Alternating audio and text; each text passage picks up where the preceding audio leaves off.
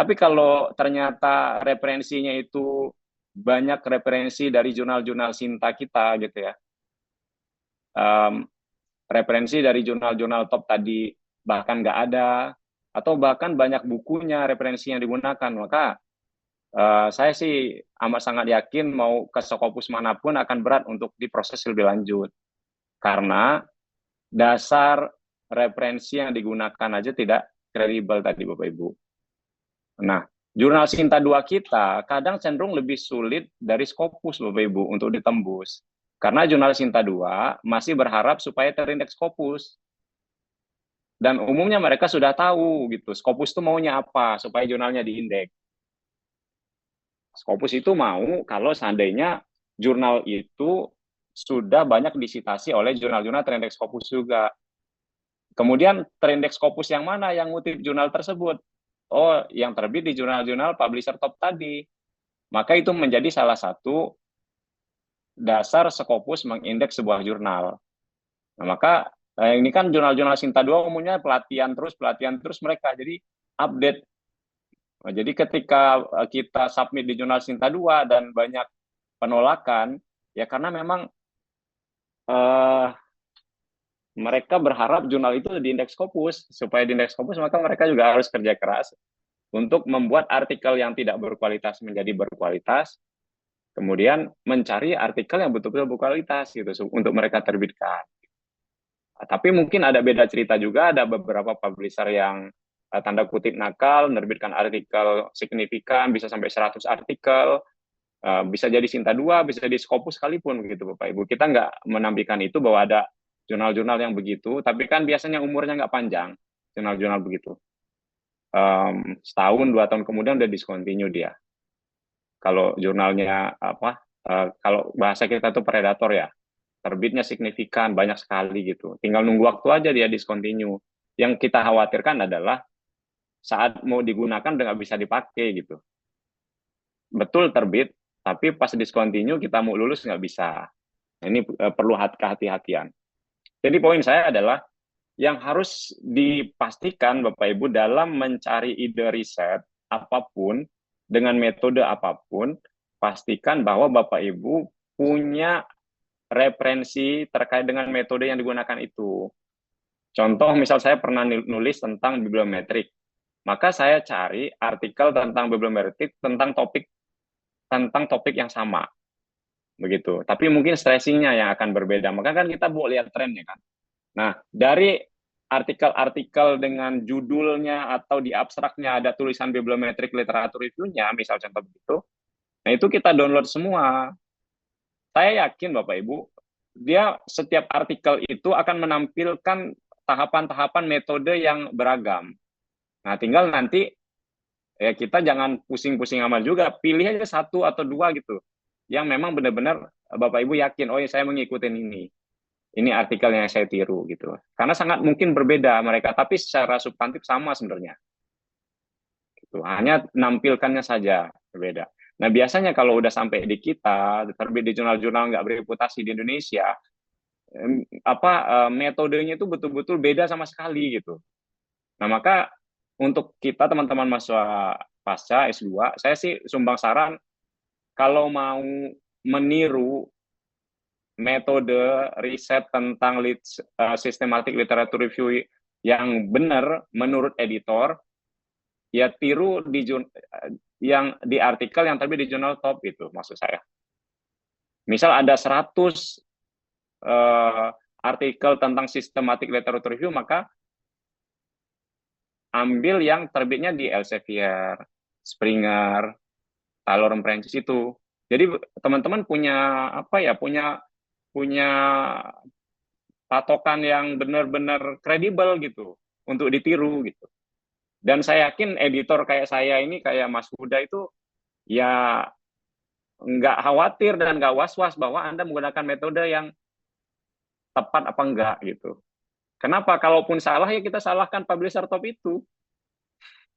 Karena kan namanya ilmu pengetahuan itu kan berkembang, mana yang benar ya yang referensinya kredibel, teman-teman sekalian gitu.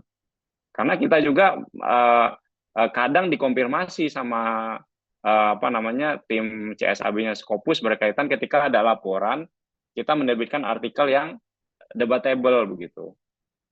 Kita dikonfirmasi. Dan kalau seandainya memang itu salah, ya kita siap untuk menarik artikel itu, atau hal yang lain gitu, diperkenankan memperbaiki atau seterusnya. Walaupun itu udah terbit, sekalian.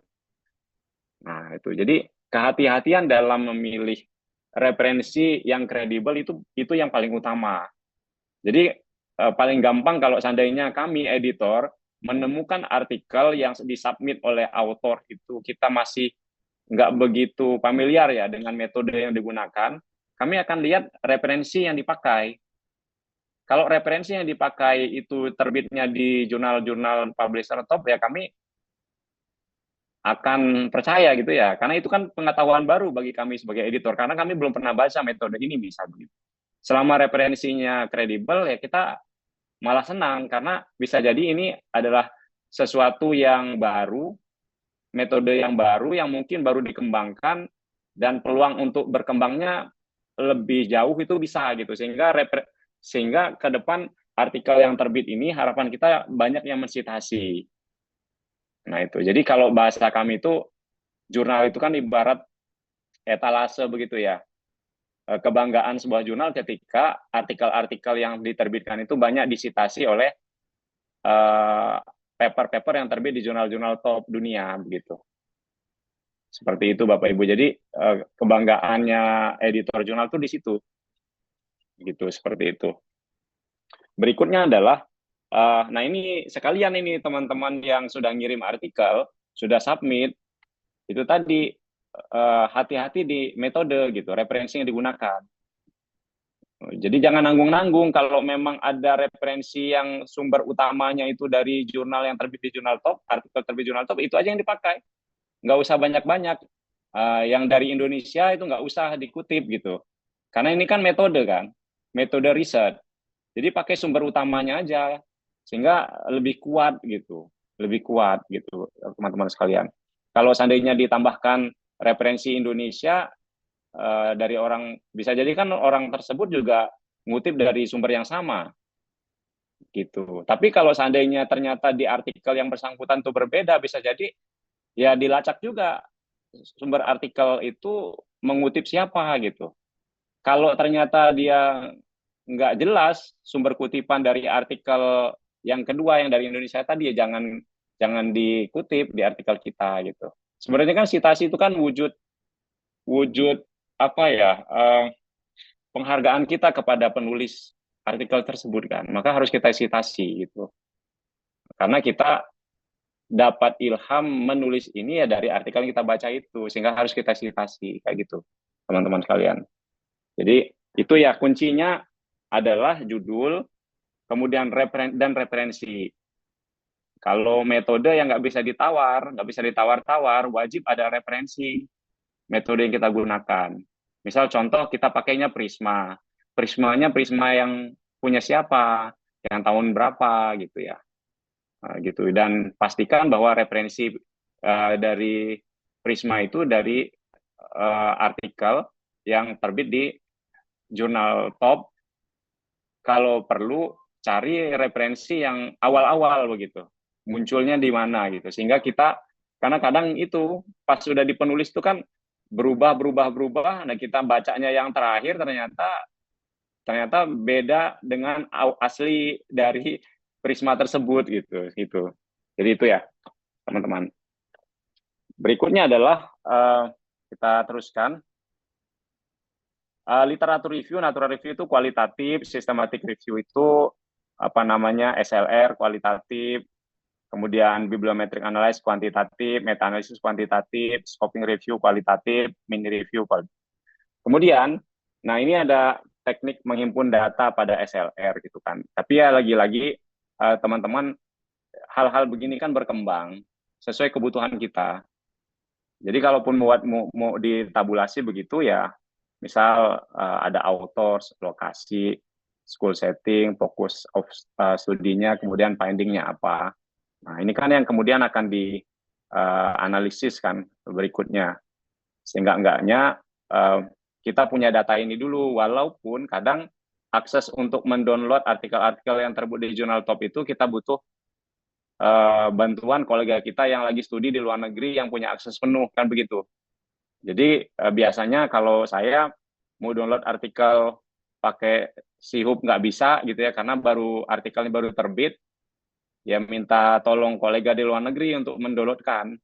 Karena contoh misal ada kawan di UQ misal gitu ya, di Queensland University Australia, dia punya akses penuh untuk beberapa publisher top, minta tolong ke teman di sana ya dibantu, karena kan mereka pakai akses gitu, jadi ketika kita mau download nanti masuk ke HP dia dan notif, kita sinkronkan baru bisa ke download gitu. Jadi yang begitu-begitu ada aja solusinya teman-teman sekalian. Saya yakin Bapak Ibu dosen juga punya privilege yang begitu untuk membantu teman-teman mahasiswa kita supaya artikel yang ditulis itu benar-benar layak untuk diterbitkan di jurnal-jurnal bereputasi internasional begitu.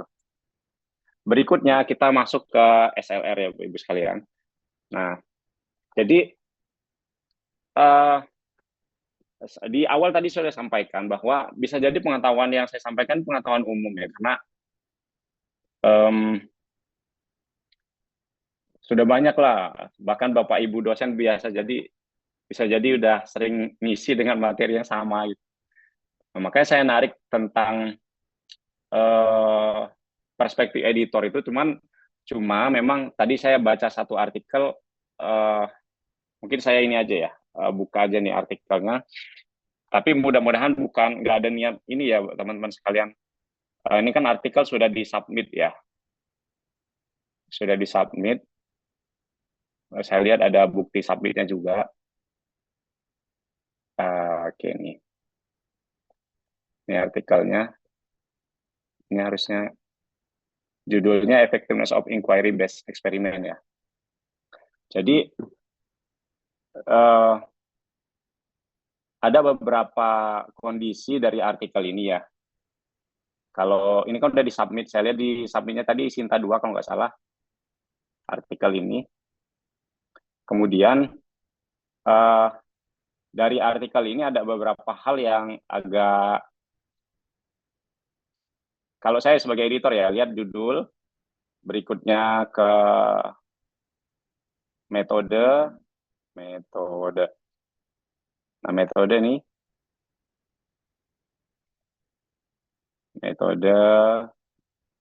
kemudian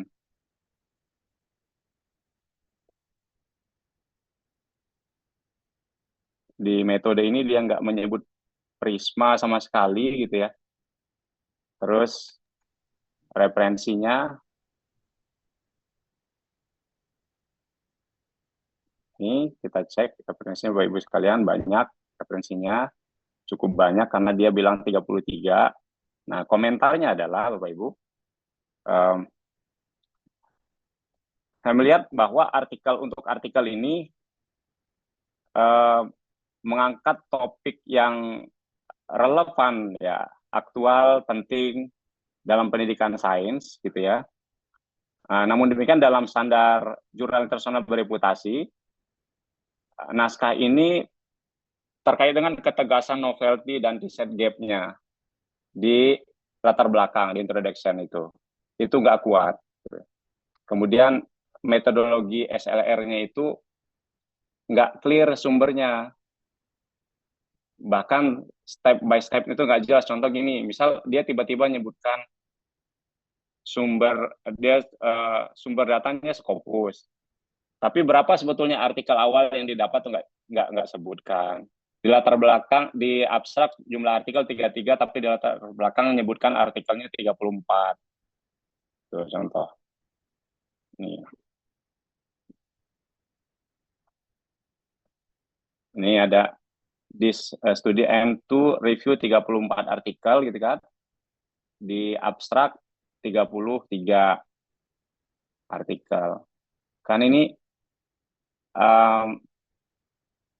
itu satu hal ya.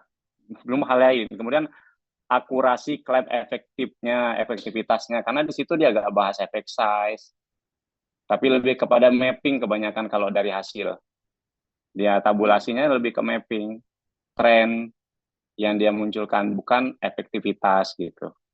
Nah, ini maksud saya, ini kenapa penting kita memfokuskan pada sumber metode yang benar gitu, yang kredibel sumbernya. Kenapa? Karena kalau sumbernya kredibel, kita nggak khawatir akan tersesat terlalu jauh gitu.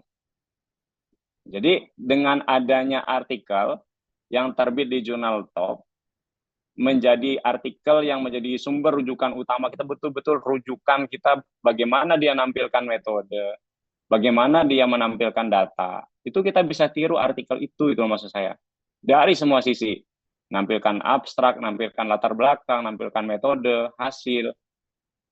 Jadi ya kita perlu contoh kan, contoh yang benar itu ya contoh yang terbit di jurnal bereputasi, yang publishernya kredibel begitu maksud saya. Jadi dengan menampilkan metode yang sumbernya meragukan, kemudian misal contoh nih, state of review process. Ini nggak clear juga, dia pakai sumber yang mana gitu. Stage ini, stage ini nggak clear gitu. Bahkan Prisma sama sekali nggak disinggungnya di sini. Kemudian validitas kategorisasi data, konsisten antara hasil diskusi dan simpulan, serta kualitas akademik. Ya kalau bahasa nanti kan gampang lah itu urusannya kan. Nah, tapi yang paling urgent Bapak Ibu sekalian, contoh ya dari judul ini, dari artikel ini, menyatakan menggunakan systematic literature review, tetapi prosedur yang dijelaskan belum cukup kuat untuk memenuhi standar SLA internasional. Penulis hanya menyebutkan bahwa prosedur diadaptasi dari Winarno et al. 2020 dan menyebut tahapan umum seperti clarification sampai seterusnya itu tanpa elemen-elemen kunci yang biasanya wajib dalam SLR yang layak publikasi Scopus begitu. Nah, yang belum terlihat secara rinci di artikel ini Bapak Ibu sekalian, di metode itu gitu ya. Database yang benar-benar digunakan gitu. Jadi ada, halo, cek, kedengaran Bu, kedengaran Bu, kedengaran ya Bu ya, ya. Jadi ada klaim, Pak. ya ada klaim bahwa menggunakan Watase Wake website, ya, datanya terintegrasi dengan Scopus misal gitu, katakanlah begitu ya. Nah, database yang benar-benar yang digunakan itu bukan hanya Watase Wake website yang sangat, ya bisa jadi itu apa ya, keyakinan, level keyakinan atau persentase keyakinan itu website kredibel itu yang ngejamin siapa gitu. Kenapa nggak langsung ke Scopusnya langsung gitu? Gitu. Kalau misal, kalau nggak salah UNS itu langganan ya Bu Linda ya, ke database Scopus. Iya, Elsevier terus yang terbaru itu dari Springer. Yang Kalau Scopus.com-nya Scopusnya ya, bisa akses penuh kan dia bisa untuk ke, bisa. nah artinya kan kalau seandainya dia bisa akses penuh langsung ke Scopus aja, nggak perlu pakai website perantara gitu. Nah kemudian string Iya. pencariannya yang lengkap gitu, sehingga nanti menghasilkan rekomendasi-rekomendasi artikel-artikel yang betul-betul sesuai dengan kebutuhan dan sesuai dengan informasi yang kita inginkan gitu ya. Kemudian tanggal pencarian itu tanggal berapa sampai tanggal berapa itu juga urgent, karena per sekian menit sangat mungkin berubah database itu. Katakanlah sekarang jam 3 sore data kita ambil, besok mungkin akan bertambah kalau nggak kita batasi gitu data itu. Jadi misal contoh di sini 2018 sampai 2025. Tapi itu dari tanggal berapa, jam berapa, detik ke berapa. Gitu. 2018-nya dari bulan apa, Januari misal gitu. Kemudian 2025-nya jam berapa, tanggal berapa, itu harus dibatasi. Kalau enggak, sangat mungkin nanti malam ada yang terbit artikel baru tentang topik itu juga, dan database akan berubah terus gitu, dinamis dia. Maka perlu tanggal pencarian, proses deduplikasi, jumlah artikel pada setiap tahap seleksi, kemudian alasan eksklusi yang rinci begitu ya, seperti apa. Nah, alasan-alasan eksklusi inklusi ini sebenarnya Bapak Ibu ini kan penting. Nah, makanya kalau seandainya kita nggak paham terkait dengan ini, kita harus cari artikel rujukan yang bisa kita tiru gitu. Sehingga kita punya apa ya, keyakinan kita bahwa tahapan-tahapan metode yang digunakan dalam SLR ini benar-benar tepat begitu, nggak yang penting yang penting asal XLR gitu, seperti itu. Kalau kalau kalau saya itu kalau ngobrol sama Mas Huda itu ya udah kita cari aja artikel yang terbit di jurnal top, kita tiru persis itu polanya. Kan yang penting kan polanya. Karena apa yang akan kita bahas kan berbeda, bisa jadi beda variabelnya. Tapi kita harus cari tahu, harus punya pola artikel yang betul-betul bisa kita jadikan rujukan untuk kita tiru. Ya polanya, maksudnya pola uh, metode yang digunakan, pola menampilkan data, pola membahas data gitu. Seperti itu ya. Kan karena variabel yang kita bahas beda, saya yakin akan berbeda juga nanti. Hanya polanya yang sangat mungkin mirip-mirip dan sama. Kalau kita ngikuti pola yang sudah di apa ya, sudah terbit, artinya kan editor jurnal itu sudah bisa nerima pola seperti itu. Saya yakin kalau kita kirim ke jurnal yang di bawah itu, mereka akan lebih nerima lagi gitu, seperti itu. Jadi jangan sampai kita buat artikel yang penting jadi gitu, tanpa kita punya contoh artikel dengan metode yang sama, yang kita gunakan itu Bapak Ibu sekalian. Sehingga kita nggak akan jauh beda. Jadi ada guide-nya. Kalau ada contohnya akan ada guide-nya, akan lebih mudah. Gitu. Seperti itu. Kemudian uh, coding framework-nya, kemudian validasi codingnya, Prisma flow diagram yang apa namanya yang benar itu yang mana gitu. Seperti itu. Maka perlu gitu kita punya contoh tadi, punya artikel yang bisa jadikan kita pola seperti itu Bapak Ibu sekalian. Oke, saya izin balik ke PPT ya Bapak Ibu sekalian. Nah, itu jadi poinnya itu metode berbasis pustaka, desk-based method yang melibatkan analisis sekunder sebuah pengetahuan yang dieksplorasi. Kemudian tempat kita menunjukkan bahwa kita sama-sama sadar dan dapat menafsirkan apa yang sudah diketahui dan di mana akhirnya begitu. Nah, dari artikel yang saya tunjukkan tadi, contoh reviewnya tadi bahwa di situ enggak tidak tidak tidak betul-betul tidak relevan antara judul dan hasil yang ditampilkan, karena di judul dia mau lihat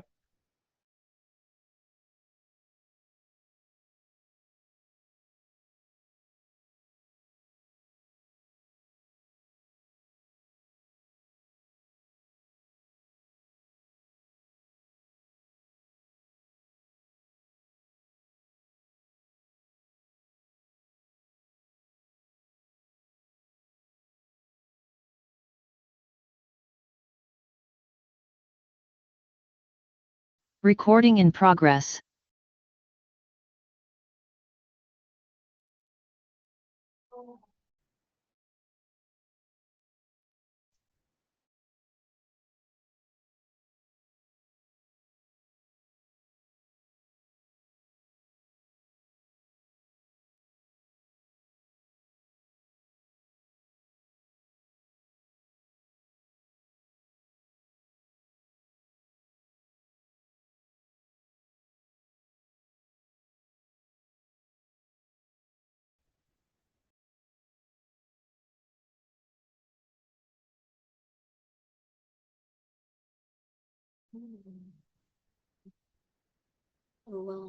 Dah. Hah?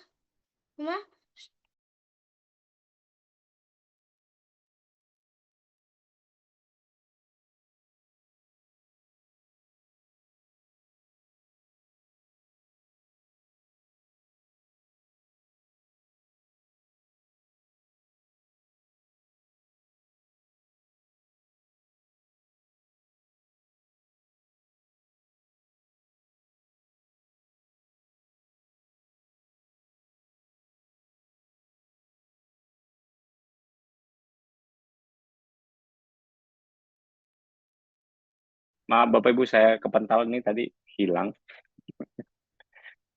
Oke, sampai sampai sini kira-kira gimana Bu Lina? Ada diskusi? Mohon maaf Pak Antomi, tadi kami juga terlempar. Oh sama ya berarti ya? Iya, sama aja. Monggo dilanjut aja. Saya kira saya sendiri tuh, karena sinyal.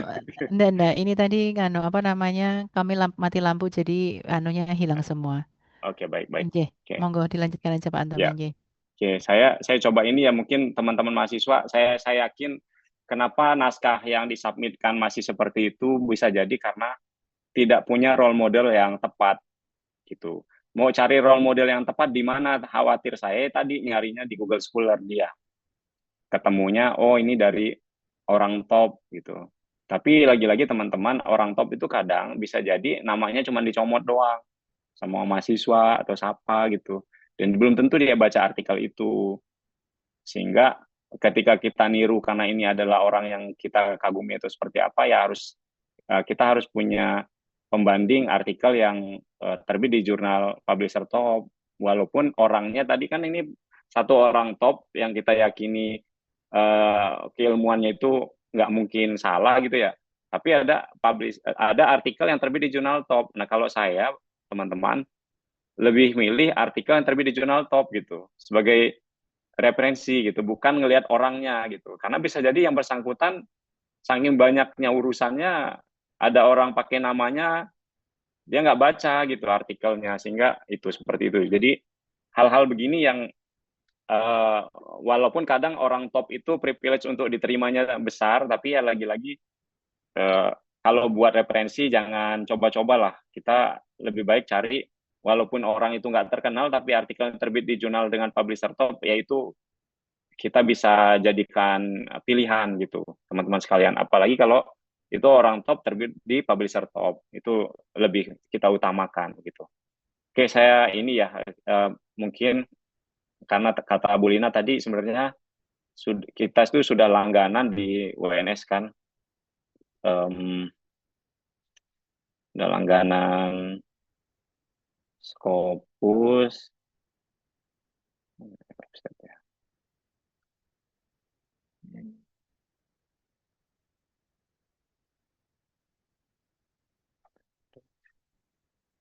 Pak Antomi sambil apa namanya?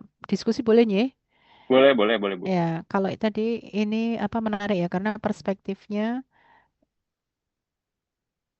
karena perspektifnya itu kan dari editor ya, Pak.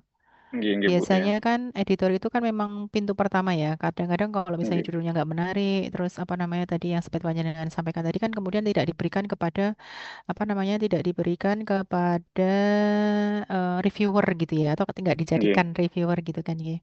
nggih. Nah, terus kalau misalnya dalam perspektif editor itu, apakah diperbolehkan ya ketika reviewer itu kemudian meminta penulis untuk mengutip artikel yang ada namanya dia. Misalnya saya diminta Iya, untuk jadi reviewer gitu. Terus saya pengen iya, menaikkan apa namanya stasi.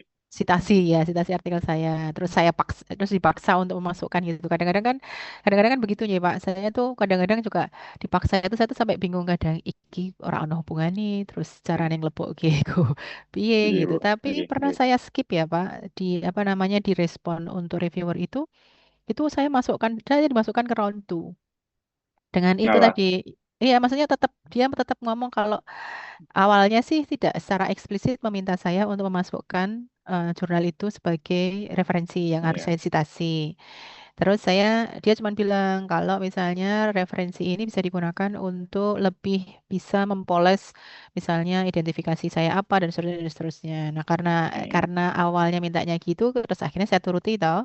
Saya turuti terus iya, saya apa namanya? Saya ini kan saya coba rubah sedikit tapi memang tidak banyak sebenarnya karena menurut saya juga sudah sesuai sebenarnya dengan apa yang beliau mau. Terus akhirnya apa namanya revise-nya saya kirimkan. Kemudian saya diminta untuk melakukan round 2. Nah, round 2 itu reviewer yang pertama tadi pertanyaannya kan itu kan ada 3 reviewer pertanyaan sudah saya jawab semua. Reviewer yang pertama itu tinggal satu yaitu tadi bahwa saya belum mengutip jurnal itu gitu. Jadi secara eksplisit langsung diminta apa namanya autor diminta untuk mengutip jurnal ini gitu. Terus setelah saya baca Iya. jurnalnya itu saya ini apa namanya bingung ya terus terang ini gimana caranya masukkan ke ini saya ke apa namanya ke artikel saya gitu. Terus akhirnya ya saya pas-paskan gitu tapi masuknya ke latar belakang. Nah, maksud saya adalah dari sisi editor begitu ya. Apakah editor itu juga punya ini ya punya eh apa ya punya kuasa gitu ya maksudnya untuk apa namanya untuk mengatakan bahwa oh ini apa namanya jurnalnya tidak relevan misalnya dengan apa yang sedang Anda review begitu. Karena terus terang kadang-kadang kalau mereka memaksa begitu ya, itu kami itu kebetulan saya tuh 2 kali saya Pak. Kalau yang kemarin itu di H1, terus yang sebelumnya itu di H3 itu juga dipaksa begitu. Jadi yang di H3 itu malah jauh sebenarnya sampai akhirnya saya lepas. Tidak Iya. saya ini kan, tidak Oke. saya apa namanya, tidak saya lanjutkan. Iya. Gimana Pak kalau dari sisi editor? Baik Bu. Eh, Sebenarnya reviewer itu punya privilege itu. Jadi dengan beragam kepentingan ya, kita nggak bisa memungkiri itu. Tapi di OJS bukan ada komentar autor untuk editor kan, yang bisa jadi itu nggak dibaca reviewer.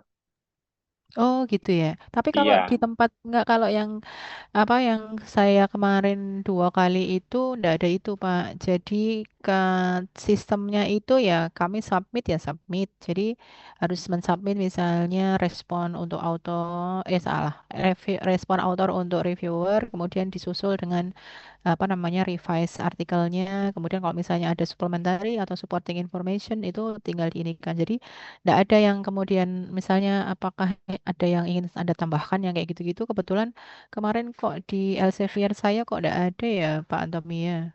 Oh iya, iya. Jadi Iya. memang ada, karena reviewer itu memang ada yang begitu modelnya, Bapak Ibu, ada yang modelnya begitu. Ya, sebenarnya kalau dari sisi editor, Bapak Ibu sekalian, editor itu minta reviewer secara independen menilai artikel, kan gitu ya. Nah, bahwa dalam proses komentarnya dia itu minta mengutip artikel, tapi bisa jadi itu di PDF-nya komentar itu atau secara terpisah Bu dia mintanya? Ada di email kan itu kan emailnya dari email balasan itu kan dari Iya, dari editor itu nanti editor mengatakan ini ya anunya apa namanya komentarnya. komentarnya ya terus nanti Iya, saya apa namanya saya copy paste ke Word gitu terus saya jawab dan itu terus nanti saya unggah itu ke iya. dalam sistemnya itu. Oke. Nah, itu. Jadi sebenarnya nanti artikel itu terbit atau enggaknya itu bergantung editor sebetulnya, Bu. Bergantung dewan editor yang memutuskan. Reviewer itu kan lebih kepada memastikan bahwa tidak ada kesalahan fatal dari artikel yang akan diproses. Contoh, apakah ada debatable dalam hal metodologi, apakah nanti dari hasil pembahasan dan simpulan ada yang nggak sinkron, misal begitu. Ada overclaim.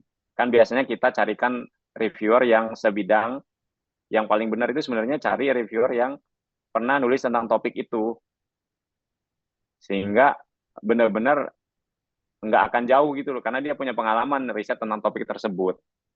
Yang benar tuh itu, reviewernya. Nah, kalau seandainya begitu, Ibu, kita nggak bisa batasin reviewer itu komennya apa, cuman memang kalau seandainya masalahnya hanya karena kita nggak mengutip, sebenarnya kita bisa beremail ke editornya bahwa saya ada komentar, kan kita diminta untuk nulis ada komentar kan.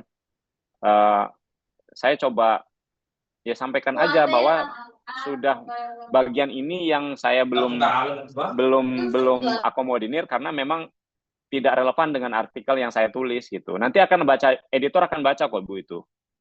Akan ditelaah lagi sama editor gitu. Oh gitu Dan ya. Oke oke. saya kira pasti editor nggak akan mengorbankan penulis atas permintaan yang mengada-ada itu gitu. Seperti itu.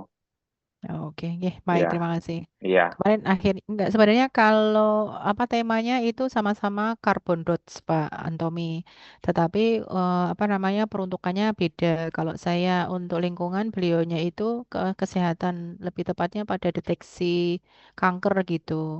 Nah, jadi sepertinya beliau menginginkan saya itu mengutip untuk yang bagian carbon dots-nya gitu. Tapi carbon dots-nya sendiri sama beliaunya itu sudah di apa maksudnya di jurnalnya yang beliau tulis itu sudah betul-betul dipersempit spesifik, lebih ke ininya apa namanya kegunaan untuk kesehatan terutama untuk sebagai sensor, apa namanya detektor untuk kanker itu tadi gitu. Terus ke bawahnya itu juga misalnya menggunakan apa namanya menggunakan ujinya itu ada IC apa ya, pakai tikus yang kayak gitu-gitu. Jadi kan nggak bisa saya apa ya nggak bisa saya ini kan. Memang kalau metodologinya atau bagaimana polanya cara menuliskannya akhirnya saya ini kan apa namanya saya coba untuk integrasikan dengan apa yang sudah saya tuliskan berdasarkan dari template jurnal yang ada begitu kan ya. iya, Kadang-kadang kan satu jurnal yang lain meskipun publishernya sama itu punya gaya selingkung yang apa namanya beragam begitu ya. Jadi iya betul. sudah saya sesuaikan begitu. Oke, Nah, terima kasih sekali. Berarti jadi boleh ya. boleh, boleh Bu. Kalau Hmm. memang benar-benar udah dicari dan nggak bisa, ini gini, mau ditempel-tempelkan juga tetap nggak Kadang-kadang. ini gitu ya, nggak ada yang connect gitu ya. Kan kadang kita bisa ini ya, kalau kita bisa tambahkan mungkin di penelitian yang relevan ya, di bagian state of the art di latar belakang kadang kan. Riset Hmm. tentang topik ini tuh sudah dilakukan banyak orang misal gitu. Hmm. Arahnya kemana kutip, mungkin bisa di Hmm. situ dia. Iya. Dan di situ kan akan bedanya dengan yang sudah ada itu di sini gitu. Jadi dia masuk ke dalam satu hal yang ada yang pernah riset tentang hal yang sama tapi arahnya ke kesehatan, bukan ke Mm-mm. arah yang saya buat itu. Mungkin bisa Mm-mm. nempel di sana dia. Iya, kemarin juga akhirnya saya masukkan ke situ, kemana ke Oh latar iya kan, belakang ya. iya bener Karena ke kan. bagian bawah-bawah nggak bisa. Tapi Bu kalau mau cari aman ya Bu ya, kalau reviewer udah ngomenin begitu kutip saya berarti dia sudah tertarik dengan artikel Ibu gitu. Dia ada keyakinan untuk akan terbit. Oke. Ya, Nah, alhamdulillah sudah tinggal Pak kemarin. Sudah di nah accept, tinggal nunggu terbitnya aja. tinggal Ibu akomodir aja kalau ada permintaan begitu selama nggak fatal ya. Ya. Tapi Iya, sempat bikin pusing juga maksudnya kan karena kan sudah merasa itu tulisannya sudah sesuai gitu tiba-tiba disuruh memasukkan sesuatu yang di luar apa di luar lingkup dari apa yang kami tulis iya, sampai ke bawah itu kan kadang-kadang merusak kayak ini ya Pak, betul. kayak yang harusnya lurus tuh Iya, jadi sedikit bengkok gitu. kerja Iya, lagi Bu. Ya akhirnya betul jadi kerja betul. lagi. Tapi Oke. ya itulah Bu, kan karena manusianya beda-beda tadi ya. Tapi editor biasanya akan lebih lebih mengutamakan autor sih biasanya. Editor akan lebih mengutamakan autor karena dia butuh artikel Ibu begitu ya. Kalau seandainya ada reviewer yang nolak hanya karena nggak ngutip dia, biasanya sih nggak jadi pertimbangan utamanya. Tapi kalau memungkinkan bisa diakomodir itu lebih bagus. Anggap-anggap ucapan terima kasih ke reviewernya. Iya, oke. Sudah, Ba- alhamdulillah kemarin sudah. Ya, bahkan gini Bu, kadang kadang ya ada sampai apa ya penulis itu dengan karena begitu berharapnya, maka dia kutip tulisan dari chief editor atau managingnya. Oh, kalau saya mengutip dari jurnal yang akan saya ini tuju, Pak Antoni. Tujuh, nah Ya, itu salah satu cara merayu jurnalnya dengan iya, begitu. betul. Tapi kalau yang chief editornya kan kadang-kadang editornya kan ganti-ganti ya Pak Antomi ya. Iya betul Jadi betul. misalnya untuk sesi ini siapa, kemudian untuk sesi ini siapa, begitu. Jadi apa namanya surprise juga kan waktunya ini meskipun Iya. di ini kan ya pasti yang dipilih kan yang ini ya apa namanya Yang serumpun ya. betul, yang Hmm. topiknya sama atau metodenya sama. Yang paling Ya, gampang kan kayak gitu. betul Kita betul. cari artikel yang metode risetnya sama dengan kita. Itu gampang sekali ngutipnya kan. Seperti Iya, itu. Jadi memang ya begitu teman-teman, apa namanya, trik ya itu yang dilakukan Ibu Lina itu ya salah satu trik gitu. Jurnal yang kita tuju untuk kita submit ya jangan sampai lupa kita ngutip walaupun hanya satu dua artikel. Karena memang di jurnal juga dibatasi biasanya tidak boleh lebih dari 10% ngutip jurnal itu. Bahkan kita sub citation, misal kita punya tulisan banyak dan dari 50 referensi yang ada 30 referensi punya kita sendiri itu nggak boleh, teman-teman, karena ada pembatasan 10% maksimum. Bahkan kalau saya di jurnal Oler itu betul-betul cek, jangan sampai referensi yang mengutip dirinya sendiri itu lebih dari 3 paper gitu. Seperti itu. Karena kan memang ini ya, ini kan lagi-lagi berkaitan dengan bukan nggak boleh, tapi ya masa iya sih gitu. Eh, masih masih masih melakukan gaya-gaya lama gitu dengan memperbanyak citasi dengan self citation, itu kan kurang bagus seperti itu, karena sekarang kan itu bisa didetek dengan berbagai tools ya, dan jurnal yang banyak self citation itu kan jelek gitu di Scopus. Scopus itu punya kayak semacam radar, jurnal ini mengutip jurnalnya sendiri itu berapa banyak gitu. Itu juga bisa menjadi dasar bisa terjun bebas peringkatnya di Skimagonya begitu, Bapak Ibu sekalian. Jadi intinya nggak usah khawatir kalau seandainya memang ada reviewer yang minta begitu, kalau bisa diakomodir itu lebih bagus.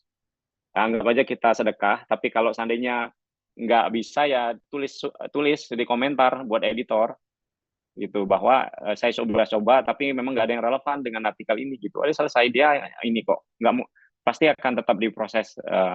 Masalah reviewernya itu urusan editor gitu ya, gimana nanganinnya gitu, Ibu sekalian.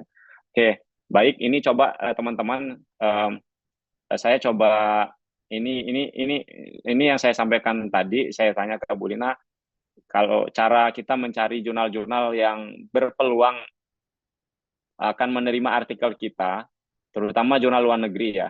Kalau saya itu sering nyari yang ini baru di indeks Scopus. Di sini tempat mencarinya, di download Scopus search list ini. Nah, di sini ada download Scopus search list, kemudian di sini ada download buku, kemudian di download source title list yang khusus jurnal gitu. Nah, ini kalau udah di download Bapak Ibu nanti coba saya ini buka dulu filenya.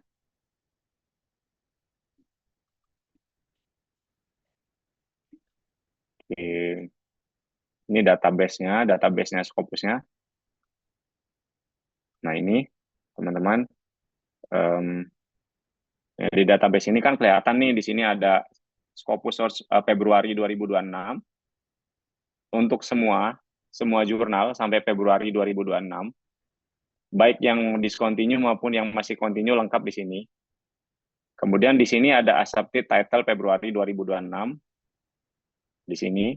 Ini yang baru terindeks per Februari 2026. Ini indekan baru. Nah, biasanya di sini saya nyari, contoh kita education gitu ya. Kalau education enggak gitu. Nah, ini ada nih globalization, comparative education and policy research gitu ya. Ini kan jurnal baru dia, baru di indeks. Springer tapi ya, ya jangan cari Springer lah kalau baru ini ya, baru belajar mau terbit di jurnal Tenex Scopus, jangan ke Springer dulu. Cari jurnal-jurnal yang penerbitnya kampus atau swasta, tapi swasta baru gitu ya. Ini juga ini ada studi in education and relation and ancient and pro-modern history ini gitu ya. Atau cari yang lain gitu Bapak Ibu sekalian. Intinya dia selama itu baru terindeks, peluang untuk, ini ada Journal of Learning and Development in Higher Education gitu ya. Nah ini asosiasi of Learning and Development in Higher Education, artinya ini peluangnya juga besar.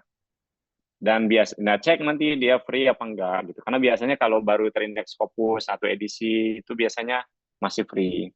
Biasanya gitu ya. Jadi kalau ada yang berbayar ya kita cari yang gratis saja dulu gitu kalau memang. Tapi ingat ya teman-teman, waktu dibutuhkannya artikel itu untuk syarat masih lama syaratnya.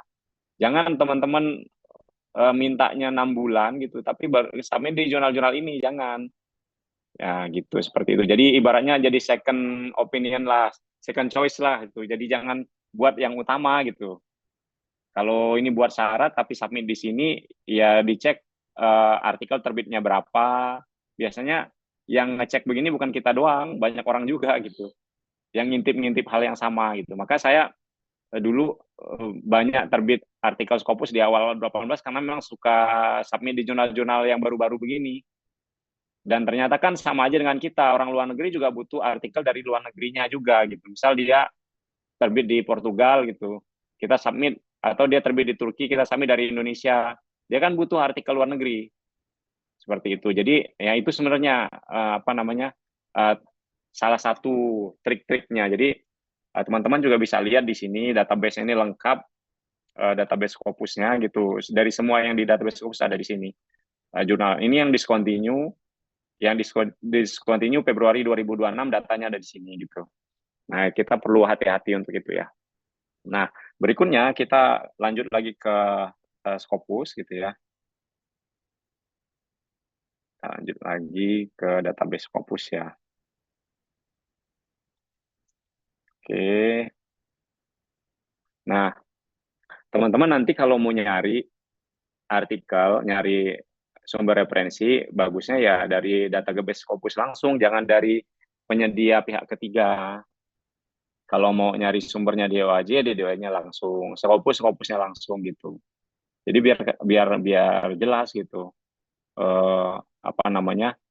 Contoh biar benar-benar kalau klaim kita Scopus ya sumbernya Scopus, takutnya Scopus tapi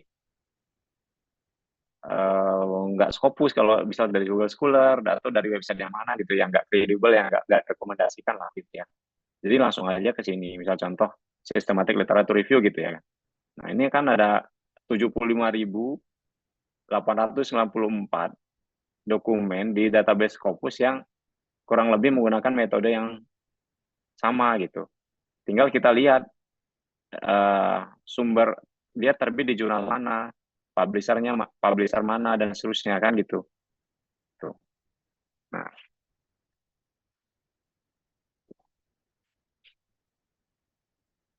oke.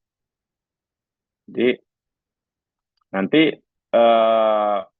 keywordnya yang dipakai juga kalau bisa ya sudah sudah fix gitu ya dari variable itu. Cuman awal-awal kan gini Bapak Ibu, saya kan misal risetnya itu terkait dengan natural disaster education gitu ya. Contoh gitu ya, natural disaster education. Nah, pernah pada kondisi yang saya contoh searchingnya tentang um, disaster ya, natural,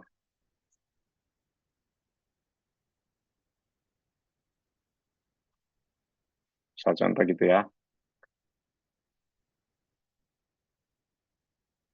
Nah, di sini ada 4.000-an database tentang itu. Misal contoh ini, contoh kalau seandainya keyword kita itu ya.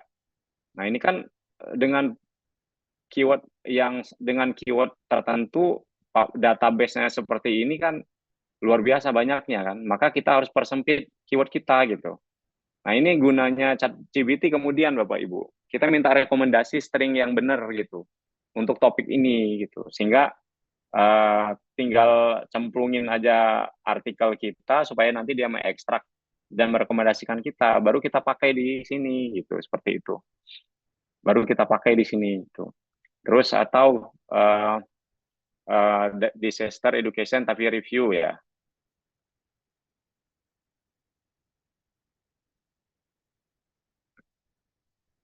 Dan 2000 juga ya. Banyak banget ya sekarang ya. Dulu itu hmm, dulu itu sedikit, masih yang tahun 2020, sekarang udah 2000-an gitu database-nya. Makanya kalau di artikel yang tadi yang ditunjukkan tadi itu, saya nggak yakin ya. Uh, Coba saya cek keyword yang dipakai ya di artikel tadi ya. Dia pakai keywordnya,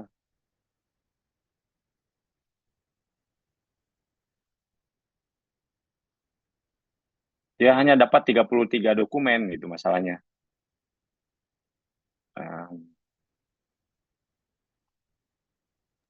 Kemungkinan nyarinya dari Google Scholar kemungkinan ya.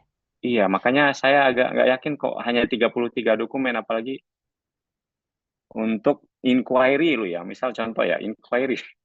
Inquiry itu lebih parah daripada natural disaster. Contohnya ya, bahkan hanya inquiry.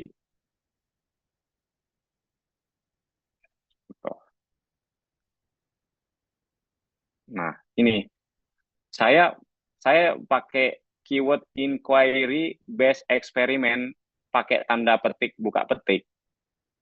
Ada 60 dokumen. Tuh, persis.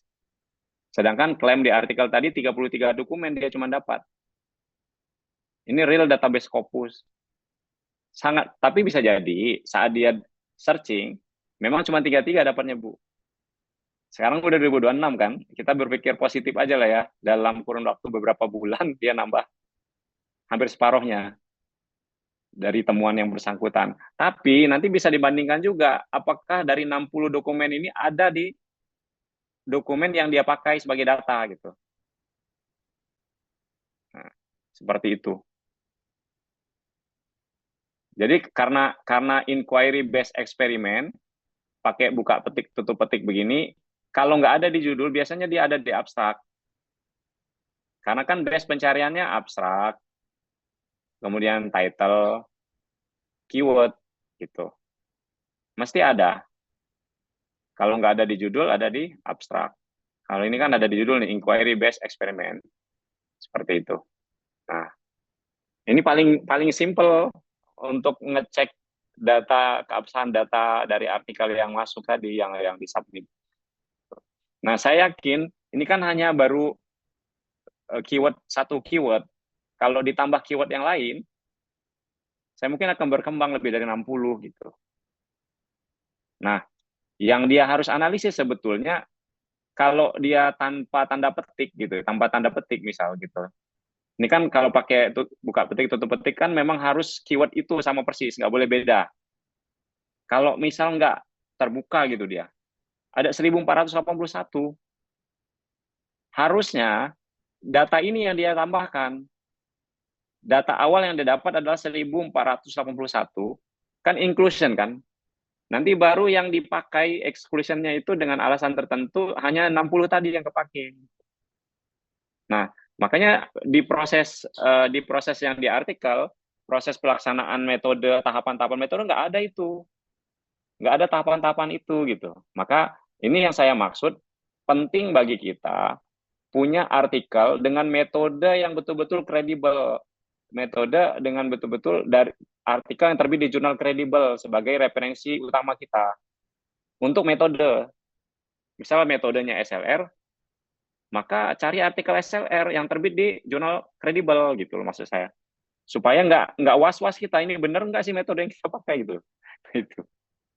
Dan kami sebagai editor, ya kita meyakini itu gitu. Kalau seandainya memang referensinya dari sumber top, ya udah, apalagi yang mau kita cari kan gitu. Nah, ini terus yang lain lagi, Bapak Ibu, kalau kami ngeceknya, jurnal ini sebenarnya artikel ini layak apa enggak gitu ya. Oke. Nah, yang paling gampang ini, contoh ya, inquiry based experiment. Control find gitu ya. Nah,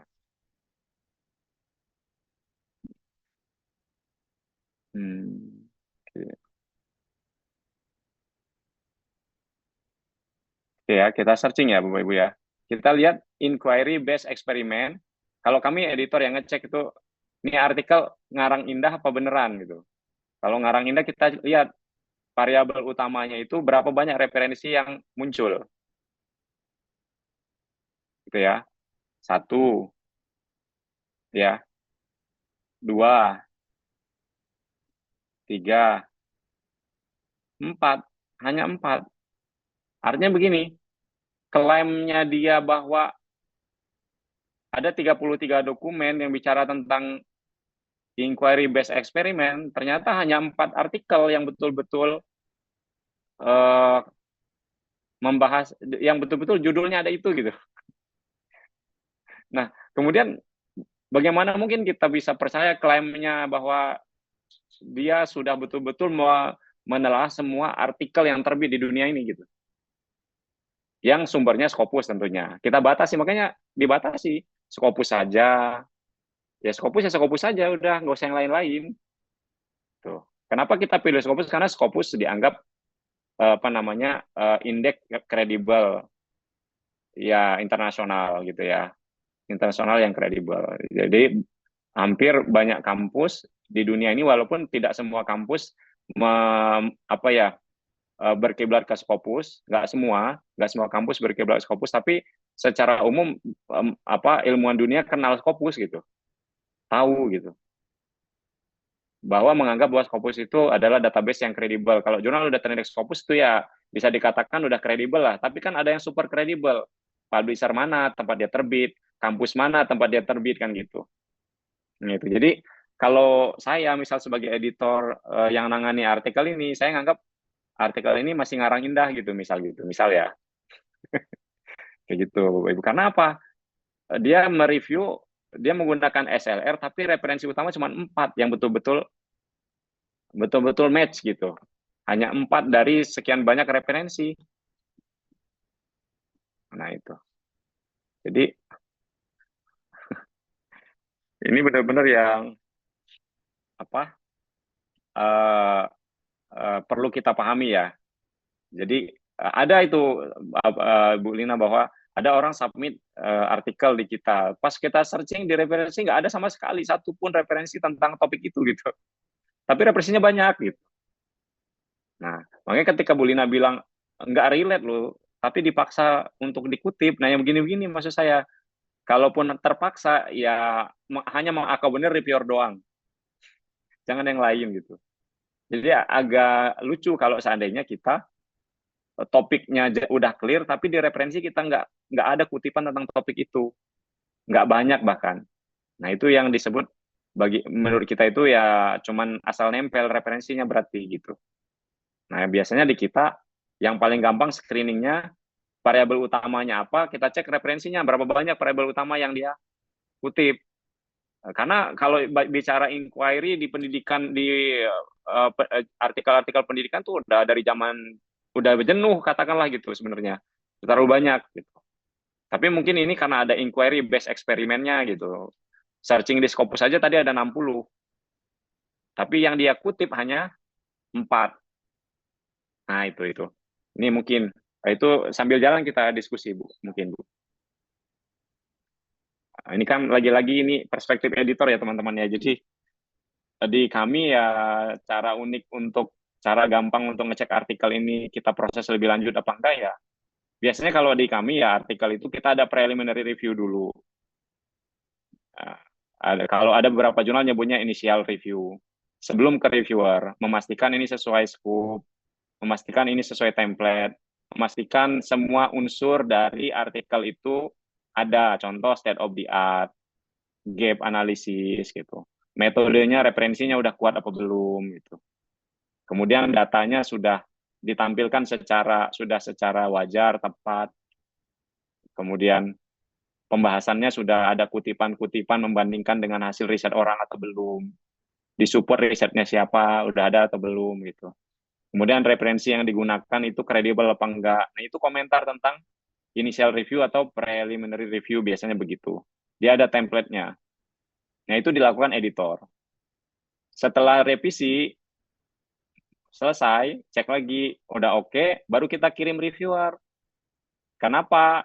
Khawatirnya reviewernya ngambek kalau kita kirim artikel yang belum bagus.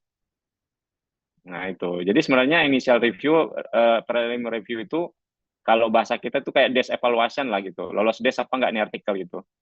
Untuk diproses lebih lanjut karena sayang karena ada beberapa jurnal kan reviewer kita bayar misal gitu. Kita udah bayar artikelnya enggak di reject sarannya kan eman gitu. Jadi memang lebih baik kalau mau diselamatkan ya artikel yang benar-benar yang peluang untuk diterima reviewer itu ada gitu, seperti itu. Mungkin itu Bu Lina pemaparannya kurang lebih. Oke, baik. Terima kasih banyak, Pak Antomi. Monggo, kalau ada yang mau menanyakan, mungkin Mbak, Mbak dan Mas yang sedang menyusun, boleh ya, apa namanya, menyampaikan unek-uneknya atau kesulitannya dalam menyusun.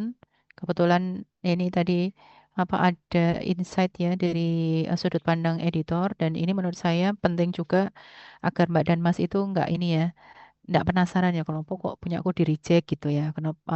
Wah, alhamdulillah punya saya apa namanya mendapatkan kesempatan untuk di review begitu. Kadang-kadang kan kalau misalnya ada indikasi lama gitu ya Pak Antomi, itu berarti ada kemungkinan nanti apa namanya di ini ya apa ada balikan gitu ya, ada feedback gitu ya. Kadang kan Ya, kalau di apa kalau di reject itu kan biasanya kan nggak lebih dari 2 hari ya Pak Antomi ya, maksudnya dari ya, editor gitu ya, apa namanya kayaknya ini mungkin nggak sesuai dengan scope lah atau belum sesuai dan seterusnya, itu biasanya kan nggak lama 2 hari ini. Cuman kadang juga ada yang mungkin anu ya apa jurnalnya itu apa ininya tinggi, jadi meskipun lama kadang-kadang terus akhirnya tidak ter ini ya ter apa namanya tidak jadi dikasihkan ke reviewer tapi harus dikembalikan gitu. ya. Mungkin ada yang ingin menanyakan pada Pak Antomi, saya persilahkan, boleh raise hand atau boleh menuliskan di kolom chat.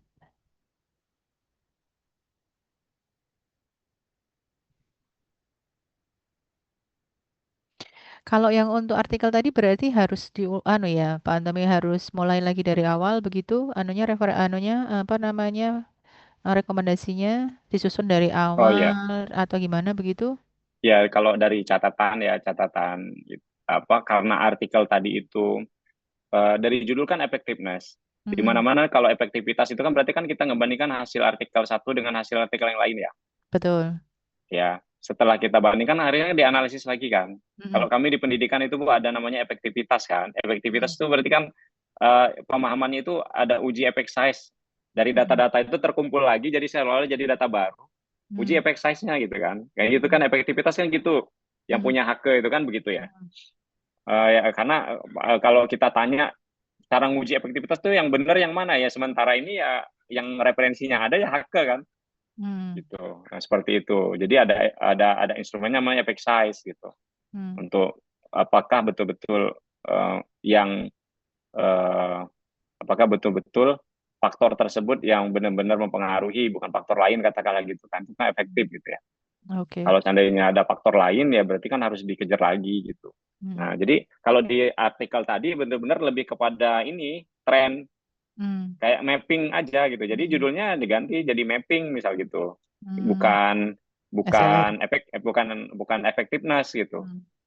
Jadi Kemudian lebih kalau ke kalau mapping berarti lebih pada ini ya, mungkin ya apa?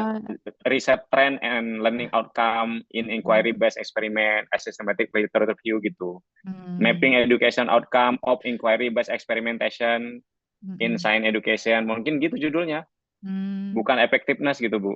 Karena memang baik baik. datanya lebih ke mapping, Mm-mm. tren-tren Kalau aja dia. Heeh. kalau misalnya tren-tren begitu itu akan lebih menarik atau misalnya tingkat apa ya diterimanya tinggi itu kalau dalam bentuknya SLR atau bentuknya yang pakai viewer force yang kayak gitu-gitu Pak Antomi? Iya, benar, Bu. Jadi memang kan banyak toolsnya ya, ada post viewer buat nampilkan data. Mm, Kan akhirnya kalau pakai post viewer kan itu udah kayak bibliometrik ya case-nya. mm, mm, Jadi kalau systematic literature review itu dia kan apa nampilkan data yang tadi ada tabel kan. mm, Dari tabel itu kan kita ulas. Jadi kalau bisa kan dia ke arahnya ke kualitatif kan begitu mm, pembahasannya mm. gitu. Iya Jadi iya. kita tidak bicara angka. Mm, Kalau bibliometrik itu kita bicara angka nanti. Ada mm. berapa banyak data-data kita ini lagi. Nah, terus kalau kalau misal dia effectiveness gitu kan mau nggak mau nanti akan muncul data-data apa misal contoh Keberhasilan dari jurnal yang lama itu keberhasilan ya. dari artikel yang satu datanya Mm-mm. seperti apa. Nanti akan kita Mm-mm. tabulasi lagi, jatuhnya jadi kuantitatif kan. Mau nggak Mm-mm. mau, karena akan kita uji efek size-nya lagi gitu, ulang dari data Mm-mm. baru yang ada gitu. Di antara yang ada ini seperti itu. Jadi maka akhirnya lebih kompleks kan, akan lebih kompleks nanti, nggak cuma sebatas memunculkan peta doang. Mm-mm. Kan endingnya nanti nggak sinkron gitu effectiveness, tapi hasilnya lebih ke mapping, pembahasannya juga mapping, simpulannya efektif kan, jadi Mm-mm. nggak Mm-mm. ini nggak padu gitu. Iya, berarti ini Gitu Bu. ada dua cara ya, Pak. Yang pertama adalah merubah judul dan memastikan isian apa ya bodinya ya atau argumennya Betul. itu berdasarkan judul yang efektivitas itu tadi. Iya, betul. Kemudian yang kedua adalah merubah judul, tapi juga karena datanya maksudnya maunya kalau maunya tetap itu, berarti nanti masuknya ke bibliometrik pakainya adalah first viewer Iya, gitu ya. iya, Hmm. bisa. Kalau persuasif kan lebih kepada supaya ini, karena memang ada juga kayak kami ini Bu ya, kan kalau ngelihat tulisan terus ya, kan Hmm. lelah juga Mas. Tapi kalau lihat gambar Hmm. menarik kan senang juga gitu. Kalau ada tambahan-tambahan gambar menarik. Bahkan sebenarnya Iya. teman-teman kayak menampilkan flowchart apa namanya tahapan-tahapan riset dibuat semenarik mungkin nggak masalah sebenarnya. Hmm. Hmm. Hmm. Karena jadi artikel kita itu jadi lebih menarik penampakannya gitu ya, Iya. tampilannya itu. Cuman jangan sampai nampilkan sesuatu tapi ulasannya nggak ada gitu ya, juga jadi jelek juga gitu. Hmm. Makanya Oke, oke. paling paling aman itu cari artikel contoh, Hmm. Iya, cari iya. artikel yang akan kita rujuk menjadi apa ya, guide kita nulis tentang topik atau tentang metode itu. Hmm. Hmm. Hmm.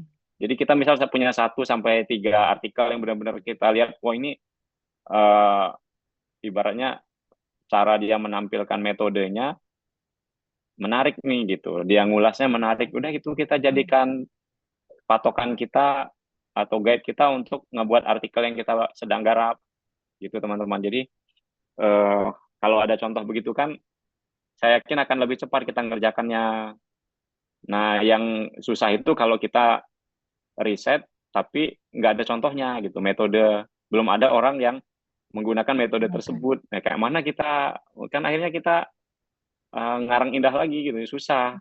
Makanya paling gampang itu cari atau buat riset yang memang sudah banyak orang pakai metodenya.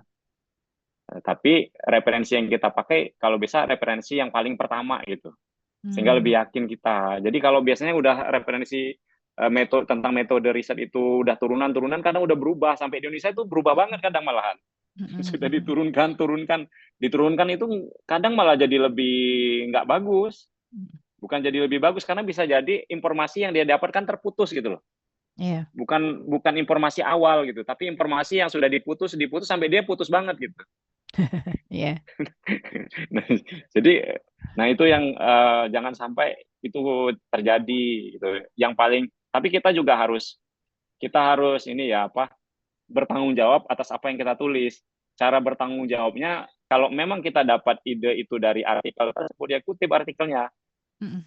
supaya kita bisa sebagai editor itu bisa memastikan bahwa oh wajar dia salah karena yang dikutip ini gitu. Hmm. Kalau editor mau nyelamatkan, dia akan di preliminary review akan dia sampaikan, Anda coba gunakan referensi yang ini, sumber utamanya bukan yang ini gitu. Hmm. Kemudian coba dibuat ulang di metodologi atau seterusnya dengan pola di artikel yang dirujuk tadi. Tapi bukan merekomendasikan artikel yang dia buat sendiri kan, gitu ya. Hmm. Tapi tapi benar-benar yang uh, benar-benar diarahkan untuk supaya artikel ini nggak salah, nggak keliru, terlewat jauh, sehingga kalau sampai terbit orang nggak tersesat dengan baca artikelnya atau ngutip artikelnya gitu. Nah itu Oke. sih, itu Bu Ya. sebenarnya ini ya, harapannya. Baik, baik. Terima kasih banyak, Pak Antomi.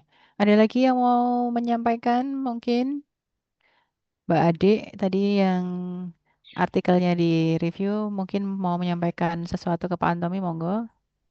Sebelumnya terima kasih Pak Antoni sudah mereview artikelnya. Itu sebenarnya sudah dibuat sejak semester 2 Pak Antoni, dan sekarang saya di semester 4 seperti itu. Nah, sebenarnya kemarin juga saya sudah membuat juga Pak Antoni untuk versi terbarunya. Cuman yang ingin saya tanyakan, saya itu agak kesulitan begitu Pak Antoni untuk menentukan judul, dan ternyata seperti yang Pak Antoni katakan tadi, misal pakainya itu analisis pakai apa tadi, host viewer itu Ya. lebih ke kuantitatif atau kualitatif. Nah, bagaimana tips dan trik dari Pak Antomi untuk menentukan judul dari artikel yang telah kami buat begitu Pak? Apabila pakai host viewer, jadi judulnya mengarah ke apa, kemudian kalau kita memakai yang lain itu mengarah pakai apa begitu Pak? Terima kasih Pak.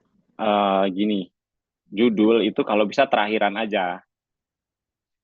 Nah, mungkin saya tunjukkan sedikit ya jurnal yang ini, contoh nih mana ya?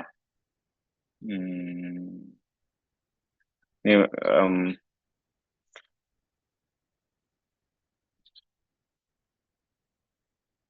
oke.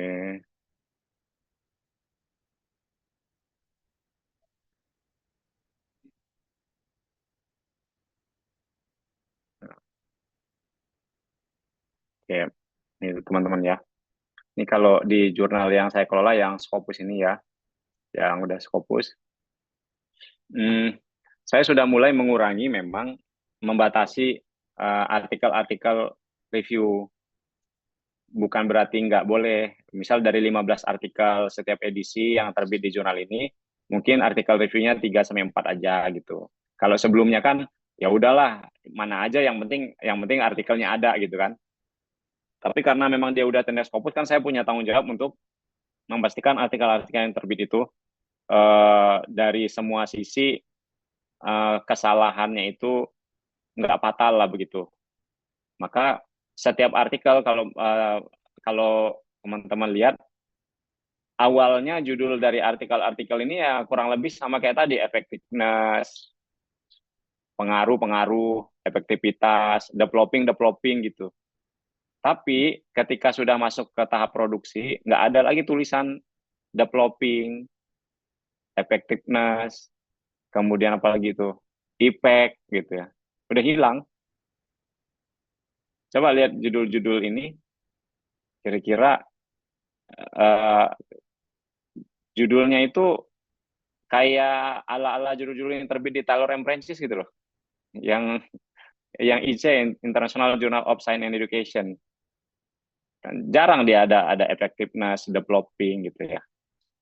Atau kayak tadi effectiveness, inquiry, bla bla bla gitu. Karena kalau ngelihat dari judulnya tadi kan kesannya kayak bukan artikel review, tapi kayak kuasi eksperimen. Kalau dari judul artikelnya Ibu tadi. Nah, jadi kalau misalnya nih, Evolution of Simulation Driven Science Education, 3 Decades of Scholarly Pattern and Research Dynamics, ini kan review sebenarnya, 1996 sampai 2025. Ini kan artikel review, tapi kita nggak mesti harus sistematik review. Jadi kalau saya kadang ketika mau cari ilham judul itu dari artikel yang kita buat, atau bahkan artikel yang sedang diedit untuk finishing, sering ngecek di jurnal-jurnal yang sudah di luar negeri yang bereputasi tadi, ada nggak pola judul baru. Misal contoh kayak ini kan kayak kalimat tanya ya kan, kurang lebih, does hybrid matematik kan gitu ya. Ini kan kayak semacam ini permasalahan penelitian ya, kurang lebih gitu ya. Nah, tapi memang lazim judul-judul dengan wujud pertanyaan begini udah lazim gitu. Di artikel-artikel yang terbit di International Journal of Science Education-nya Taylor Francis. Nah, kami sebagai editor juga pengen menghadirkan judul yang nggak umum gitu. Kayak sama persis dengan judul tesis, disertasi, skripsi gitu. Kalau ngikutin itu ya panjang sekali judulnya. Bahkan kadang ada artikel yang misal karena variabelnya banyak, jadi satu artikel kami minta dipecah. Cukup satu variabel aja yang dibahas di satu artikel gitu. Karena makin banyak variabelnya, makin isinya makin dangkal. Biasanya gitu. Nah, di luar negeri juga kalau kita submit begitu juga pasti banyak ditolak karena mereka juga nggak mau nerbitin artikel yang terlalu luas, terlalu banyak variabelnya gitu. Karena takut khawatir isinya nggak dalam. Tuh, jadi, nah kalau buat judul itu, eh, kalau Mbak langganan nggak sih ChatGPT yang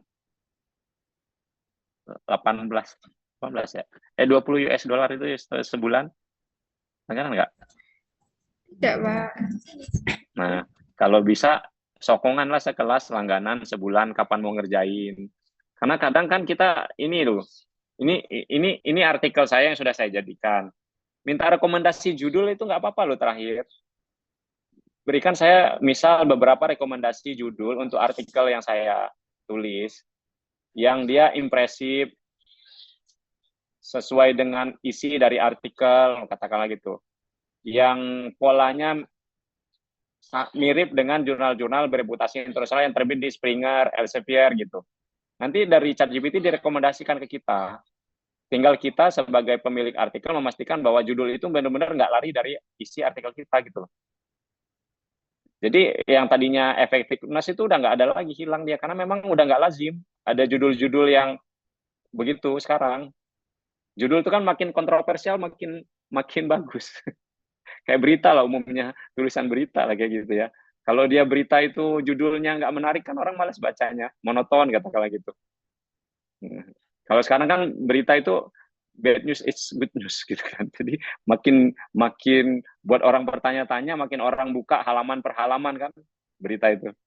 Nah, ini juga sama. Jadi publisher jurnal juga berharap artikel yang dia terbitkan itu bisa ditelusuri orang dengan mudah.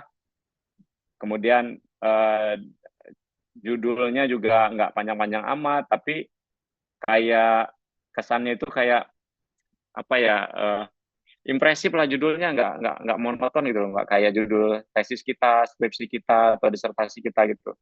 Yang kadang memang masih diminta untuk ada jelas ini apa ini efektivitas, pengaruh, apa perbandingan kan, kadang kan kita dituntut ya sampai tempat riset aja dituliskan di judul kadang. Cuman kalau itu apa adanya kita masukin di artikel, kita yakin 1000% lah itu pasti reject. Tapi kalau nampilkan judulnya udah menarik,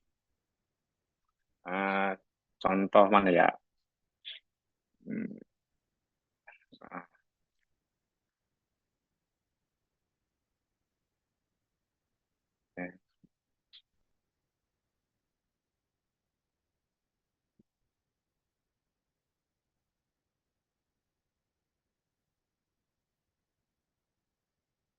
Nah, misal contoh ini ya, Natural Disaster Education in School, Bibliometric Analyze, ada Tile Future Insight Overview. Ini mungkin 5 tahun, 6 tahun yang lalu menarik judul ini. Polanya gitu. Karena memang nggak ada apa ya, nggak ada istilah-istilah yang kayak pengaruh, developing. Jadi kalau di kami walaupun artikel itu isinya tentang developingnya buang aja, kan nanti ketahuan di metodologi kan, di metode riset, di abstrak atau di metodenya. Gitu. Jadi semenarik mungkin intinya sih poin saya itu. Dan clear dia mapping apa memang mau ngelihat efektivitas gitu.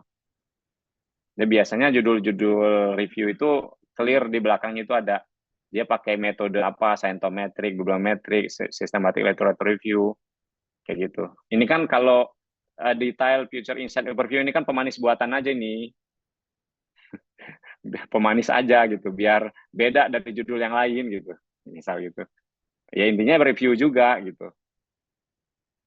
Seperti itu sih, Mbak. Tuh.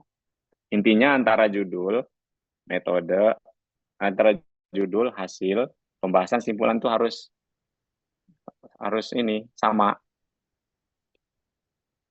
Jangan sampai judulnya efektivitas, hasilnya cuma mapping, pembahasannya cuma mapping, disimpulan efektif. Gimana? Ya gitu. Kalau harusnya simpulannya juga mapping, judulnya juga mapping gitu. Bahwa trennya ini disimpulkan bahwa riset ini yang peluangnya ke depan akan masih bisa untuk dilakukan gitu dengan topik yang berbeda beragam misal kayak gitu. Nah, itu baru sinkron sesuai gitu. Nah itu Baik, terima kasih banyak Pak Antomi. ya Mbak, siap Bu. Bu Lina, kembali ke Bu Oke. Lina lagi nih kalau ada yang ingin didiskusikan. Izin saya baru satu nge-review artikelnya, belum belum Iya, sempat. enggak apa-apa, nanti apa namanya, panjenengan bisa menyampaikan apa hasilnya, mungkin kan ini satu Iya, sudah ya Pak Antomi, iya, sudah iya. dapat masukan banyak. Mbak Adik saya rasa juga, Mbak Anissa ya, Mbak Adik Anissa saya rasa juga sudah apa namanya, mendapatkan jalan, maksudnya cara yang benar ya, tadi langsung menggunakan Scopus. Sebenarnya Scopus juga boleh diakses kok oleh mahasiswa, karena kan biasanya kalau kami kan memasukkan email kantor sama ya email kantor ya. Jadi kalau mahasiswa memasukkan email apa namanya, email mahasiswa gitu Student. ya, student email itu. Jadi bisa sebenarnya diakses. Itu. Terus ini di luar konteks ya Pak Antomi. Tadi Iya, katanya ada yang ini nggih, ada yang punyanya, saya nggak tahu, punya Pak Antomi di Unil apa, di UIN, eh, di UIN Lampung, ataukah punya Pak Antomi dengan teman-teman tadi ya, founder-founder iya, itu tadi. Itu yang iya. online learning in education research itu berarti kan mau terindeks Scopus April ini nggih, Pak? Sudah terindeks Scopus Bu ini. Oh, sudah Ini terindeks kita cek. Scopus, Ini di Scopus tapi sudah ada, mm, sudah terindeks di Scopus. mm, mm, Dari mm, 2021 sampai 2025 database-nya mm, masuk. mm, Jadi ini database-nya diambil Scopus dari volume 1. oke, oke, Ditarik sama oke. Scopus dari volume 1 Mm, sampai volume 5. mm, Nah, mm, 2026 kan belum update karena kan belum terbit. mm, Belum mm, terbit mm. semua, ini baru 10 artikel baru 11 dari 15 artikel. Saya lagi Satu volume finishing itu, Pak. satu edisi 15 artikel. 15 artikel, oke. Ini berapa Iya, kali setahun terbit ya, Pak? empat kali. Oh, Empat. 4 kali. Enggak, Hmm. saya ini apa? Saya atas nama mewakili, Ding. Mewakili apa? International Conference di apa? Yang diselenggarakan oleh pendidikan kimia dan juga pendidikan IPA, pendidikan IPA, itu boleh enggak Pak bekerja sama, maksudnya?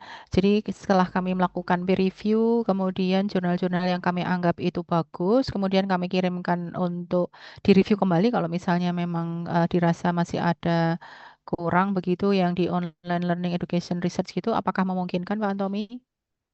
Oh iya, nanti kalau itu nanti kita diskusi lebih lanjut, Bu. Sebenarnya nanti ngobrol sama Mas Huda itulah tuh, di situ Oh, berarti dekat. kan ya ke Mas Huda aja berarti Iya, ya. iya, iya, Berarti ngobrol saya sama boleh Mas Huda. maksa Pak Mas Huda ya Pak Antomi nggih? Iya, boleh paksa Oke. saja dia. Tapi Oh, untuk eh, edisi tahun ini tuh kan kita terbit setahun 60 artikel, mm, 15 per edisi. betul. Hmm. Di kami ini kita nggak submitnya nggak langsung ke OJS karena ini masalah lebih ke masalah security website, Bu. Mm-mm, Hmm, kita pakai Google Form. mm-mm. Jadi untuk tahun ini tuh udah 100 150 artikel Oh gitu. yang di daftar tunggu itu udah 150 artikel. Jadi eh, 15 sudah terpilih ini kan sementara yang udah terbit mungkin kita bisa cek ya luar Mm-mm, negerinya dari Irak, Jepang, sama ada dari Vietnam dan Thailand ini lagi mm, diproses. mm. 2 artikel lagi yang luar negeri. Jadi ada 4 artikel yang belum, 2 artikel luar negeri, 2 artikel Indonesia. Oke, Jadi baik. nanti bicara sama Mas Huda aja ngobrol nggak apa-apa tuh dekat. Oke, Tuh. oke. Ya. Terus APC-nya berapa Pak Antomi ini? Nah ini jurnal ini APC-nya tinggi Bu ini. Oh, berapa Pak? Kalau misalnya kan nanti sebagai ini, sebagai apa namanya, sebagai pertimbangan kami panitia misalnya, kalau Iya, apa namanya memungkinkan, mungkin ke sini. Tapi kalau misalnya memang tidak memungkinkan, ya kami nanti cari tempat yang lain. betul. Karena jujur aja kalau yang pendidikan itu sulit ya Pak, apa mencari yang Scopus begitu. Kalau yang murni kimia murni lah, atau Iya, apa betul namanya Bu, fisika benar. murni itu kan banyak gitu. Banyak, Iya, banyak. Dan sabar-sabaran aja ya Bu ya, karena dulu iya, nggih, nggih itu. Hmm, baik, nanti coba saya tak panu dengan siapa, ya dengan nanti Pak ngobrol, Huda. nanti kita ngobrol lebih lanjut masalah yang lain. Sebenarnya APC tertulis sih di sini eh, berapa totalnya. Kalau nggak salah, kalau Indonesia itu sekitar 1.150 US dollar. Cuman itu belum belum yang lain-lain. Jadi kalau saya bilang bisa di angka 25 normal, Bu. 25 Oh, juta. padahal Mahal bukan kan? Q1 ya. Iya, mahal sekali nih. Nah, Karena bukan mahal kan? Q1. Mm-mm. Bukan Q1 kan, mahal kan? Makanya Mm-mm. makanya di jurnal ini luar negeri yang dia dapat diskon 750 US dollar yang luar negeri. Oh, kalau ada luar Penulis negerinya. bukan artikel pure luar negeri, bukan bukan nempel orang luar negeri. Artikel pure luar negeri kayak ini, Jepang semua, Irak Hmm. semua. Tuh. Mm-mm. Ini punya swasta sih Bu. Jadi Antomi itu bisa memastikan, mungkin bisa ngejamin gini, lebih ke oh ini artikelnya bagus, bisa lah ini di edisi berapa. Antomi bisa memutuskan begitu, tapi nggak bisa nego masalah biaya karena beda beda beda beda beda yang nggak beda yang ngurus Hmm. masalah Iya, iya, biaya. paham saya. Oke, Iya. saya paham. Tapi kalau misal, oh ya oke dari UNS saya bisa bantu 3 4 mungkin. Tapi kalau masalah biaya, kita bicara lebih lanjut karena kan ini masalahnya di internal perusahaan ya, ininya, Hmm. kebijakannya. Terus ada satu lagi kan jurnal kami yang ini Bu ya, yang JCSS ini. Em, ini juga Scopus T3 Mm-mm. Tapi kalau ini kan khusus untuk anu ya, olahraga dan seterusnya kan ya olahraga, ini. Iya, betul, coaching and betul. sport science. Nah, kalau Mm-mm. ini memang yang ngelola memang memang saya, kalau yang ini chief editornya saya kan, dari Mm-mm. nol kan, sering dulu minta bantuan Mas Huda itu, ayo, ayo bantu, ayo, review, review. Iya, iya, iya, iya. Ini udah bener kan Mas Huda nih, 11 Maret kan dulu Kanjuran Malang gitu. Mm-mm, mm-mm, mm-mm. Ya, Itu benar. benar ya, benar ya. Nah itu Mas sudah. sudah ya, dapat grand riset yang 100 200 juta 300 juta mungkin masih masuk akal lah Bu ya. Iya, nggak masuk akal juga kan, itunya kan 10% maksimal. Itu berapa? 25? Enggak lah. Itu sementara Bu Lina, Nggih, mana sama nih Pak juga. Ari? Maaf lu Pak Ari kalau banyak yang nggak pas-pas nih Pak Ari. Baik, terima kasih sekali Pak Antomi, Ya Bu.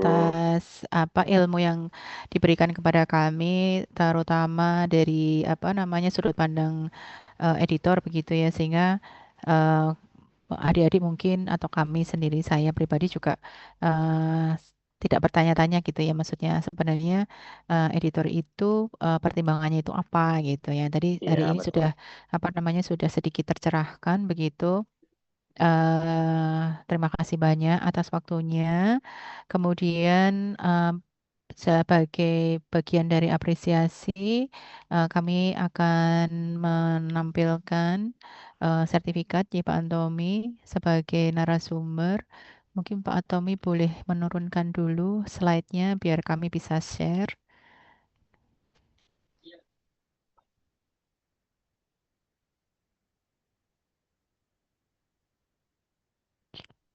Silahkan Mbak Bella, sudah di-share?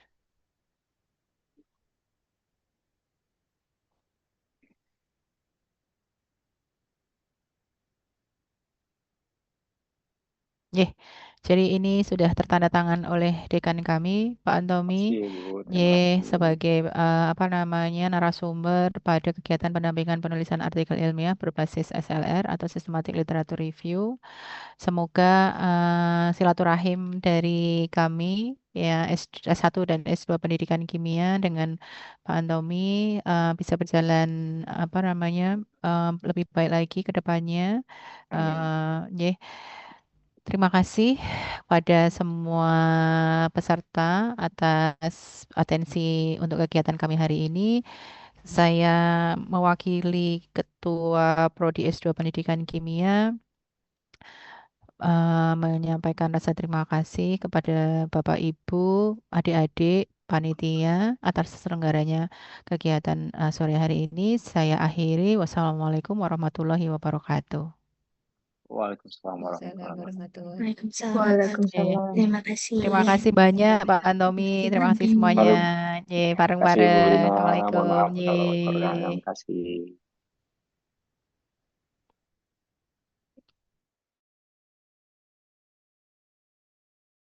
Saya kembalikan ke Bu Putu, monggo. Oke, baik. Terima kasih banyak kami ucapkan kepada Ibu Lina Mardiani yang sudah memandu diskusi. Kami juga mengucapkan terima kasih banyak kepada narasumber kita, Dr. Antomi Sargar atas paparan materinya. Semoga bisa membantu adik-adik sekalian ya. Kita sudah dapat POV dari editor, gimana caranya buat paper yang berpeluang untuk ke review dan bahkan bisa tembus ke Scopus seperti itu. Jadi kalau sejak awal sudah disusun dengan baik, itu sangat tinggi peluangnya untuk bisa lanjut ke review yang kedua itu tadi seperti itu. Oke, baik.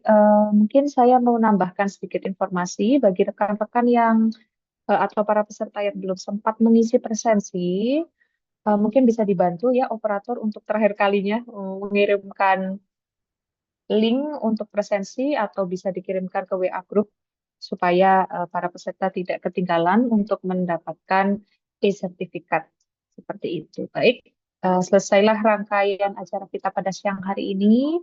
Saya berterima kasih banyak mewakili seluruh panitia penyelenggara, mengucapkan terima kasih kepada para peserta sekalian yang sudah mengikuti dan berpartisipasi aktif dalam kegiatan kuliah tamu kita pada hari ini. Semoga ilmu yang didapatkan pada hari ini bisa bermanfaat, terutama untuk mendukung publikasi ilmiah adik-adik sekalian.